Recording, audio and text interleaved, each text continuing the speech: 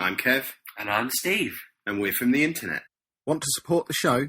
Do all your Amazon shopping through we'refromtheinternet.com/Amazon, and it doesn't cost you anything extra, but we get a little kickback on everything you buy.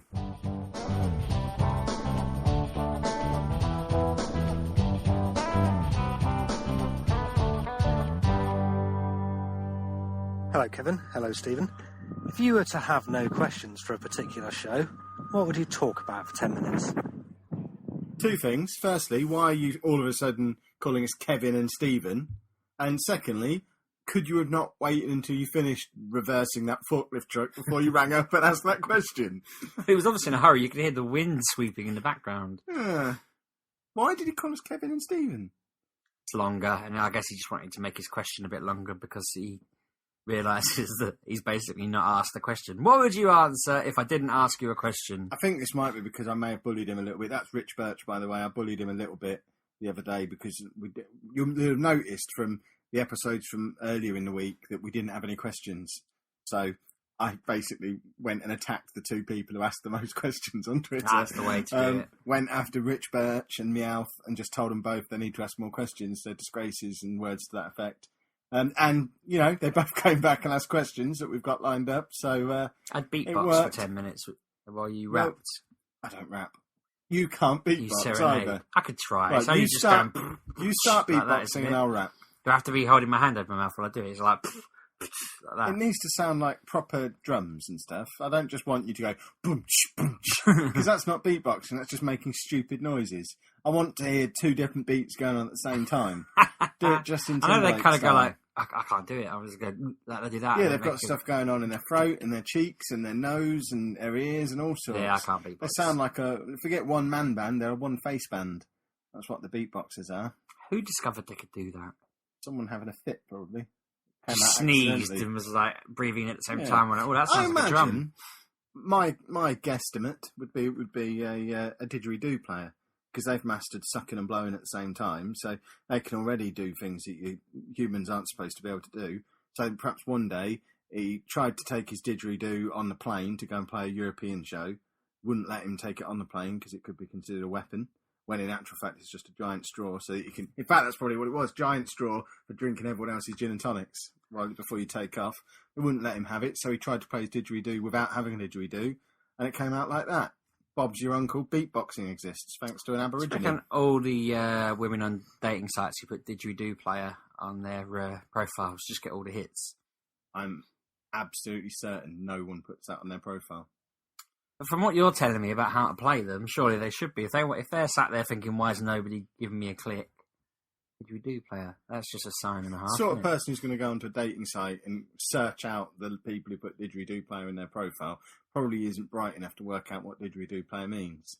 You need to be less subtle and go on the sort of sites where subtlety is not required, like Plenty of Fish, which is just fancy a shag. And then after you've met up, you exchange details. That's fair enough. That's Plenty of Fish for you.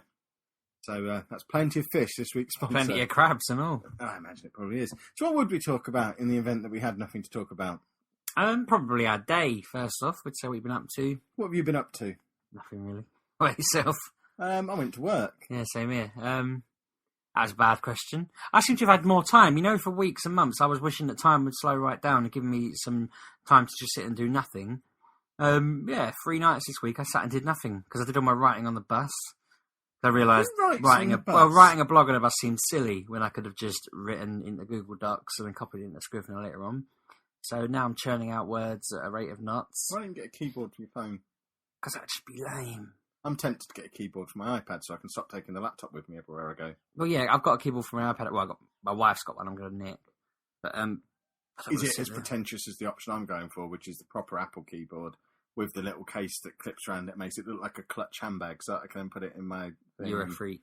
But I want, if it's not Apple, I can't use a non-Apple keyboard these days. I've drunk the Kool-Aid. If it's not an Apple keyboard, I can't use it properly. I've got one of those massive Microsoft ergonomic. Well, the one I've got is small like this, but it's not an Apple one. It needs to be exact. The spacings have to be exactly like this. I can knock out 3,000 or 4,000 words an hour on this keyboard, which is ridiculous, really, because it's tiny and my hands are always touching, and it's not ergonomic in any way. But if I try and use a proper keyboard, I just miss constantly. I'm always missing letters. They're in the wrong place. You're weird. But yeah, I think I've kind of got back on top of everything now. I feel like I've got a timetable again. I can compartmentalise everything. I still need a manager. I mean, nobody has applied for that job. I think that's what we should spend the next... one person had replied. No, one person replied going, what would it involve? Managing and I said, us, obviously. listen to the show where we demand one. Yeah, this show. Directing Not- to this one, because it's going to be 5 minutes of person specification now. That's what we talk about. What do we need? We need someone to tell us what to do and when.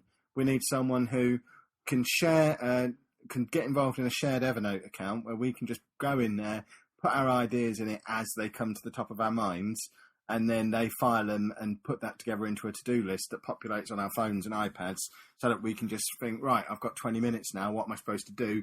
This is top of my to-do list, I'll go and do this now. We don't want to have to think anymore. And then are we saying if they do enough, we'll give them part of the spoils of any success we get from that?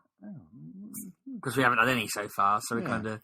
Oh, we'll give them 50% of everything we've earned in the last 10 years. Don't say that, because you haven't provisoed that with anything else, like our wages. Anything we've earned from lottery winnings and TV appearances in the last 10 years is yours. 80% of that. I mean, he only does the lottery, and I'm always on TV. You've big never bucks. been on TV. Always. When have you ever been on TV? I'm Terry Wogan. He's never on TV anymore. Well, his voice was. Why did Graham Norton grow a beard? Because he's old now. That's the reverse of when you're supposed to grow a beard. You're No, supposed to he's have a beard when you're getting young. old and growing a chin. But my plan for my beard is as soon as I turn 40, I'm whipping the beard off, and people are going to say, oh, you look so young now. So I'm going to have 10 years of people thinking I look really young, and then I might bring the beard back again. But you don't grow a beard when you're starting to get old, because all a beard does is make you look older. The only reason I have this beard now is so that I can buy alcohol at the off-licence without being ID'd. Because, I'm a young man. Right. But what else would we do then? We've asked for a manager to help us out and just demand we do stuff and help us kick off our mad ideas. Book personal appearances for us. I want to be opening Well, I was crashes. thinking we need to be starting a guest on loads of other shows and stuff. Oh, that sounds like a lot of work. If our manager sets it all up for us, and all we have to do is turn on the microphone And the charm. Well, yeah, but that's already on for me. I don't know about yourself. No, mine's got a switch on and off. Oh, no, I'm just... When I've not got a microphone in 24 front of me, hours. believe it or not, I'm something of a misery. See, whereas I'm probably a bit more brighter. I kind of, until I walk into this building, I dance around everywhere. Except for at work, obviously I'm quite professional there, but at home, I'm like a ballerina. A never nude ballerina in denim shorts. Denim shorts, I told you. What, you've given up the never nude? Can I see your wooden leg? And your hairy shoulders? Want an extra episode of We're From The Internet every week? Head over to we'refromtheinternet.com/bonus to get an exclusive weekly bonus episode 100% free.